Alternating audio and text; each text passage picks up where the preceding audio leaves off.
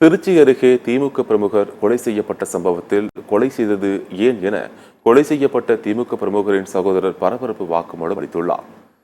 திருச்சி தேவதான பகுதியைச் சேர்ந்தவர் பிருத்திவிராஜ். திமுக பிரமுகரான இவர் அந்த பகுதியில் ஊர் நாட்டமையாக செயல்பட்டு வந்தார்.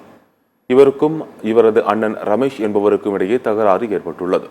இதைத் தொடர்ந்து பிருத்திவிராஜ் உள்ளிட்ட 3 பேர் அவரது வீட்டு மாடியில் உள்ள தனி அறையில் மது அருந்தி உள்ளனர். பின்னர் அந்த அறையில் உடற்பயிற்சி செய்ய பயன்படுத்தப்படும் கரளாக்கட்டை மூலம் அடித்து கொலை செய்யப்பட்ட நிலையில் பிருத்திவிராஜ் சடலமாக கிடந்தார். இதுகுறித்து திருச்சி கோட்டை போலீசார் வழக்கு பதிவு செய்து பிருத்திவிராஜின் அண்ணன் ரமேஷை கைது செய்து விசாரணை நடத்தினர்.